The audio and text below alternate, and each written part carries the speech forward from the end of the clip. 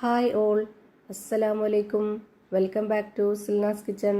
ഇന്നത്തെ റെസിപ്പി ഭയങ്കര വെറൈറ്റി ആയിട്ടുള്ള സിമ്പിൾ ആയിട്ടുള്ള ഒരു അടിപൊളി ഈവനിങ് സ്നാക്സിന്റെ റെസിപ്പിയാണ്. കടലയും മുട്ടയും കൊണ്ടാണ് ഈ ഒരു പലഹാരം തയ്യാറാക്കിയെടുക്കുന്നത്. ഭയങ്കര വെറൈറ്റിയാണ്, എന്നാൽ നല്ല സിമ്പിളുമാണ്. അപ്പോൾ ഇതെങ്ങനെയാണ് തയ്യാറാക്കുന്നതെന്ന് നോക്കാം. വീഡിയോ സ്കിപ്പ് ചെയ്യാതെ മുഴുവനായിട്ടൊന്ന് കണ്ടു നോക്കണേ. ഇതിനായി ആദ്യം തന്നെ ഒരു ബൗളിലേക്ക് 2 സബോള പൊടിയായിട്ട് കട്ട് ചെയ്തെടുത്തിട്ടുള്ളത് ഇതിലേക്ക് ഇട്ട് കൊടുത്തിട്ടുണ്ട്. ഇനി നമുക്കൊരു ചെറിയ മിക്സിയുടെ ജാറിലേക്ക് ഈ ഒരു കടല ഇട്ട് കൊടുക്കാം. നല്ലപോലെ വേവിച്ചെടുത്തിട്ടുള്ള കടലയാണ്.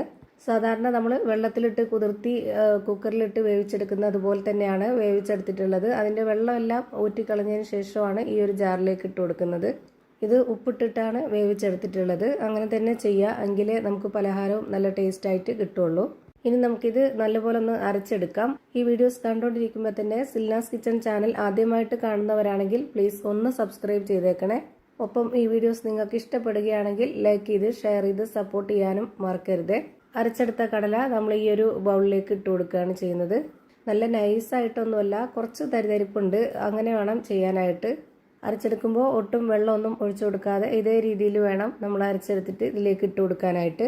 ഇനി ഒരു 3 മുട്ട പുഴുങ്ങിയെടുത്തത് ഇതുപോലെ ഗ്രേറ്റ് ചെയ്തതിന് ശേഷം ഇതിലേക്ക് ഇട്ട് കൊടുക്കുന്നുണ്ട്. ഗ്രേറ്ററിന്റെ ചെറിയ ഹോളിലിട്ടിട്ട് ഗ്രേറ്റ് ചെയ്തിട്ട് വേണം ഇട്ട് കൊടുക്കാനായിട്ട്. ഇനി ഇതിലേക്കൊരു 3 ഉണക്കമുളകും 3 പച്ചമുളകും കട്ട് ചെയ്തിട്ട് ഇതിലേക്ക് ഇട്ട് കൊടുത്തു. പിന്നെ കുറച്ച് കറിവേപ്പിലയും മല്ലിയിലയും കൂടെ ഇട്ട് കൊടുത്തിട്ടുണ്ട്. മല്ലിയില ഫ്ലേവർ ഇഷ്ടമുള്ളവർ മാത്രം ഇട്ട് കൊടുത്താൽ മതി. ഇനി ഇതിലേക്ക് പൊടികൾ ഇട്ട് കൊടുക്കാം. ഞാനിവിടെ 1 സ്പൂൺ അളവിൽ മുളക് പൊടി ഇട്ട് കൊടുത്തു. ഒരു 1/4 സ്പൂൺ അളവിൽ പെരിഞ്ജീരകപ്പൊടി, കുരുമുളക് പൊടി, മഞ്ഞൾപ്പൊടി, ഗരം മസാലപ്പൊടി, പിന്നെ ഇതിലേക്ക് ആവശ്യത്തിനനുസരിച്ചുള്ള ഉപ്പ്, ഇത്രയും ഇട്ട് കൊടുത്തതിന് ശേഷം പിന്നെ ഇതിലേക്ക് മൈദപ്പൊടിയാണ് ഇട്ട് കൊടുക്കുന്നത്. ഗോതമ്പ് പൊടി ഇട്ട് കൊടുക്കണമെന്നുള്ളവർക്ക് അങ്ങനെ ഇട്ട് കൊടുക്കാം, അത് കുഴപ്പമൊന്നുമില്ല. ഇനി വേണ്ടത് കോൺഫ്ലവർ പൊടിയാണ്. ഞാനിവിടെ 3 ടേബിൾ സ്പൂൺ അളവിലാണ് കോൺഫ്ലവർ പൊടി ഇട്ട് കൊടുത്തിട്ടുള്ളത്.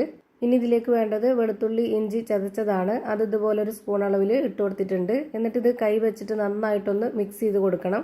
ഇത് മിക്സ് ചെയ്ത് കൊടുക്കുമ്പോൾ നമുക്ക് മനസ്സിലാവും എത്രത്തോളം ഇതിൽ ഇനി വെള്ളം ചേർക്കണം എന്നുള്ളത്. ഈ ഒരു മാവിൻ്റെ പരുവം ഒരുപാട് അങ്ങ് ലൂസായി പോവുകയും ചെയ്യരുത്, എന്നാൽ നല്ല കട്ടിയും ആവരുത്. അതുകൊണ്ട് ഇതുപോലെ ആദ്യം മിക്സ് ചെയ്ത് കൊടുത്തതിന് ശേഷം മാത്രം പിന്നെ വെള്ളം ഒഴിച്ചു കൊടുക്കുക. അപ്പോൾ നമുക്ക് കറക്റ്റ് ആ ഒരു പരുവം മനസ്സിലാവും. ഇപ്പോൾ ഞാനിതിലേക്ക് ഒഴിച്ചു കൊടുക്കുന്നത് 1/4 കപ്പ് അളവിൽ 1 കപ്പ് വെള്ളമാണ്. ഇത്രയും തന്നെ വേണ്ടി വന്നിട്ടുള്ളൂ.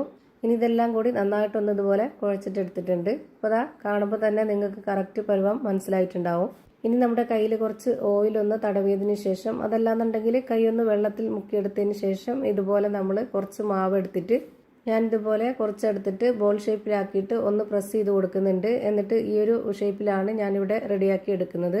നിങ്ങൾക്ക് ഏത് ഷേപ്പിലാണോ വേണ്ടത് ആ ഒരു രീതിയിൽ റെഡിയാക്കി എടുക്കാവുന്നതാണ്. ഇതുപോലെയാണ് ഞാനിപ്പോൾ റെഡിയാക്കി എടുത്തിട്ടുള്ളത്. ഒരെണ്ണം കൂടെ ഇതുപോലെ ചെയ്ത് കാണിക്കുന്നുണ്ട്.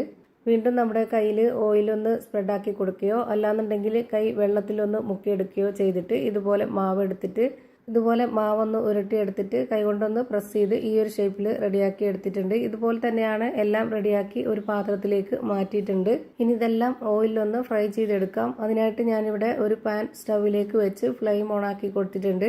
അതിലേക്ക് കുറച്ച് ഓയിൽ ഒഴിച്ചു കൊടുക്കണം. വളരെ കുറച്ച് ഓയിൽ മാത്രം മതി ഇത് ഫ്രൈ ചെയ്തെടുക്കാനായിട്ട്. ഒരുപാട് ഓയിൽ വേണ്ട. അപ്പോൾ ഒരുപാട് ഓയിൽ ഒഴിച്ചു കൊടുത്താൽ ഇത് പൊട്ടിപ്പോവുകയോ അല്ലെങ്കിൽ അതിൻ്റെ ഷേപ്പൊക്കെ പോയി കിട്ടുകയോ ചെയ്യും. അതുപോലെ ഇതെല്ലാം ഇട്ട് കൊടുത്തതിന് ശേഷം ഒരു മീഡിയം ഫ്ലെയിമിൻ്റെയും ലോ ഫ്ലെയിമിൻ്റെയും ഇടയ്ക്കുള്ള ഫ്ലെയിമിൽ വെച്ചിട്ട് വേണം ഇത് വേവിച്ചെടുക്കാനായിട്ട്. ഫ്ലെയിം കൂടിപ്പോയാൽ പെട്ടെന്ന് പുറം ഭാഗം കരിഞ്ഞു പോവും, അതുപോലെ തന്നെ അകം വേവയില്ല. ഇപ്പോൾ ഇതിൻ്റെ എല്ലാം ഒരു സൈഡ് വെന്തതിന് ശേഷം ഇതുപോലെ ഒന്ന് തിരിച്ചിട്ട് കൊടുത്തിട്ടുണ്ട്. ആ ഒരു ഭാഗം കൂടെ ഒന്ന് വെന്ത് വരട്ടെ.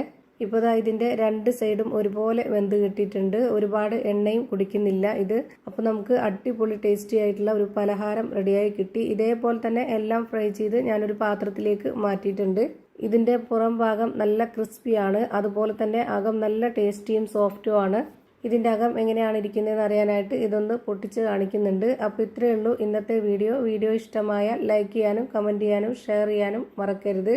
അതുപോലെ തന്നെ ഞാനിടുന്ന പുതിയ വീഡിയോസ് നോട്ടിഫിക്കേഷനായിട്ട് കിട്ടുന്നതിന് വേണ്ടി സബ്സ്ക്രൈബ് ചെയ്ത് ബെല്ലൈക്കൺ അമർത്തി അതിൽ ഓൾ എന്ന ഓപ്ഷൻ എനേബിൾ ചെയ്ത് കൊടുക്കാനും മറക്കരുത്. പുതിയൊരു വീഡിയോയുമായി വീണ്ടും വരും. Thank you for watching.